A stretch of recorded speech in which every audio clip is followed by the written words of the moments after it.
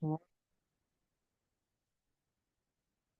saya adalah mahasiswa dari Universitas Singapura Bangsa Karawang, Fakultas Ilmu Komputer dan Prodi Sistem Informasi.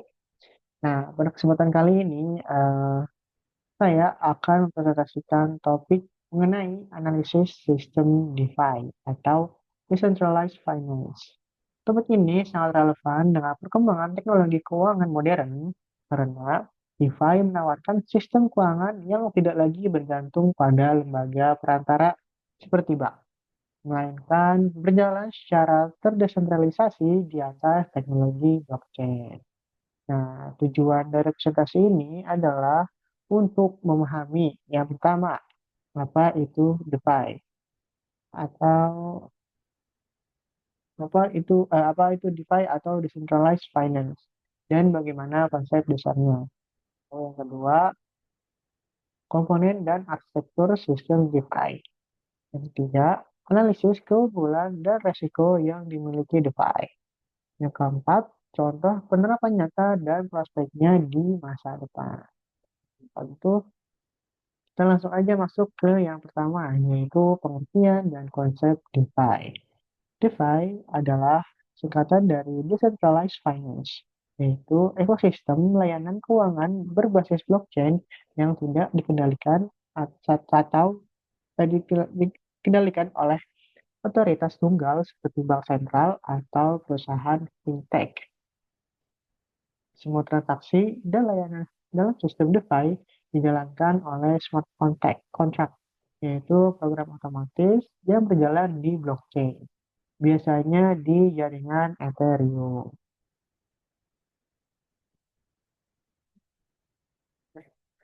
Next, kita ada ciri utama dari sistem DeFi. Yang pertama, terbuka atau open source. Semua orang dapat mengakses dan memeriksa kode sistem. Jadi, ciri utama dari sistem DeFi yang pertama itu adalah open source. Jadi, semua orang itu bisa mengakses dan memeriksa kode sistem. Jadi, eh, tidak ada sistem DeFi yang eh, tertutup. Lalu yang kedua ada tanpa izin atau permissionless. Siapapun dengan koneksi internet dapat berpartisipasi. Jadi, mau siapapun orangnya, selagi punya koneksi internet, dia bisa berpartisipasi dalam eh, DeFi. Terus yang ketiga, transparan. Semua transaksinya tercatat di blockchain dan dapat diverifikasi publik. Lalu yang keempat, terdesentralisasi, yaitu tidak ada pihak tunggal yang mengontrol data atau aset pengguna. Dengan prinsip ini, DeFi berupaya menciptakan sistem keuangan global yang inklusif, efisien, dan bebas dari campur tangan lembaga perantara. Oke, next ada komponen utama dalam sistem DeFi. Yang pertama, blockchain. Nah, sebagai infrastruktur dasar, blockchain berfungsi mencatat semua transaksi secara permanen dan aman. Ethereum saat ini adalah jaringan paling populer untuk DeFi karena mendukung smart contract. Nah, yang kedua ada smart contract.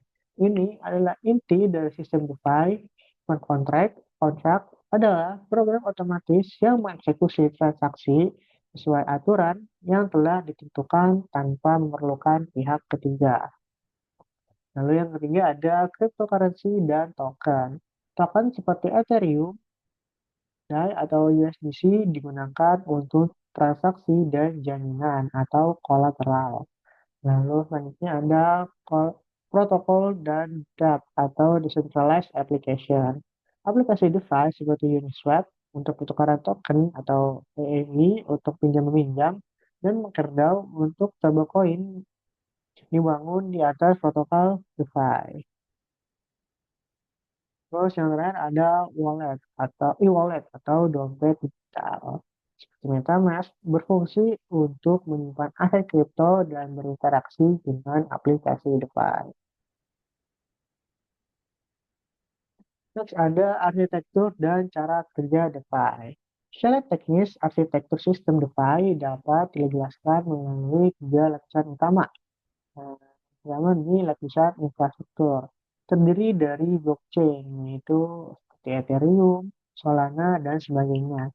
Dan juga penyimpanan terdistribusi seperti IPFS. Nah, yang kedua ada di lapisan protokol, berisi kumpulan aturan dan smart contract yang mengatur logika bisnis. Misalnya, bagaimana sistem meminjam dana, menghitung bunga, melakukan pertukaran token. Lalu yang terakhir adalah lapisan aplikasi atau DApp. Aplikasi antarmuka pengguna yang menghubungkan user dengan smart contract seperti situs web DeFi atau mobile web.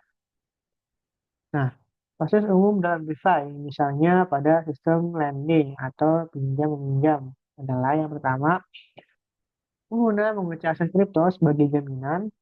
Lalu yang kedua, smart contract mengatur jaminan dalam dan bunga. Yang ketiga, pengguna lain dapat meminjam dana dengan otomatis tanpa verifikasi manual. Semua langkah ini tereksekusi otomatis tanpa campur tangan pihak ketiga, sehingga efisiensi meningkat dan biaya transaksi menurun. Selanjutnya ada di analisis keunggulan dan kelemahan dari DeFi. Kita masuk ke keunggulan dari DeFi terlebih dahulu. Yang pertama, desentralisasi penuh, yaitu tidak bergantung pada lembaga keuangan sentral. Lalu yang kedua, efisiensi yang tinggi. Proses transaksi dalam DeFi itu otomatis dan juga terbilang sangat cepat. Lalu juga yang ketiga ada di akses global. Siapapun dapat menggunakan layanan tanpa syarat geografis.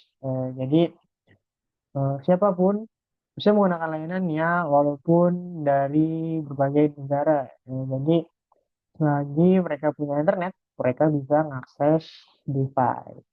Lalu yang keempat, ada transparansi, yaitu seluruh data transaksi dapat diaudit publik.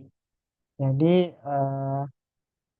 DeFi ini terbilang cukup aman karena data-data transaksinya dapat dilihat oleh publik sehingga mungkin orang-orang yang mungkin mau money laundry atau melakukan kecurangan dalam keuangan bisa terlihat dengan jelas dan sulit dilakukan.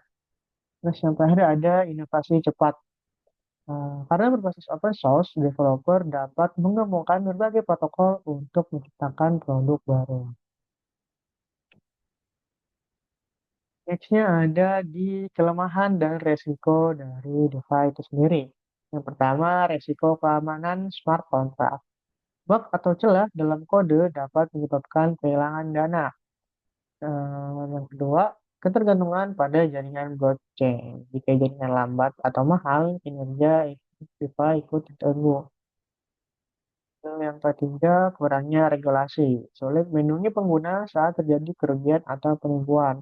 Nah, regulasi ini bisa terbilang cukup penting karena regulasi inilah yang eee, bisa dibilang melindungi pengguna-penggunanya pada saat kerugian-kerugian terjadi. Nah, karena di sini regulasinya bisa dibilang masih belum jelas atau masih kurang, jadi pengguna-pengguna masih sulit untuk dilindungi oleh pihak-pihak yang eee, berwenang. Jadi bisa dibilang ini salah satu kelemahan yang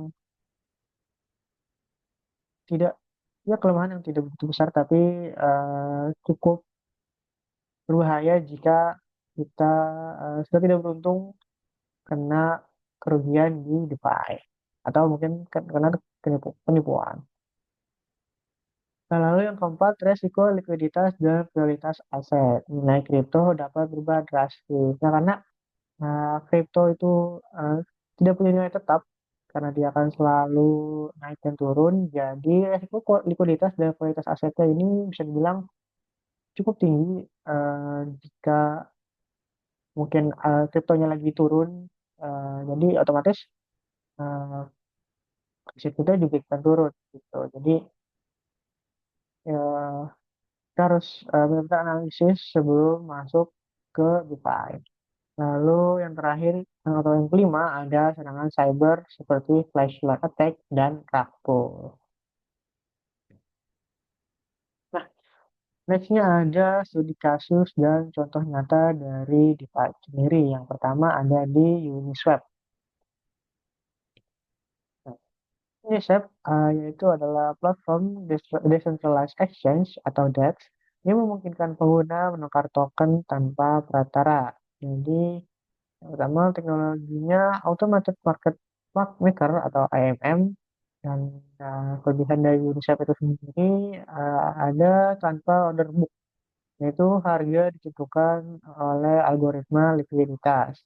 Lalu yang kedua ada sistem pinjam meminjam berbasis smart contract. Nah, pengguna ini pengguna if dapat meminjam atau meminjamkan aset dengan bunga yang dinamis. Lalu yang terakhir ada MakerDAO dan juga DAI. Stablecoin yang nilainya dipatok terhadap USD. Jadi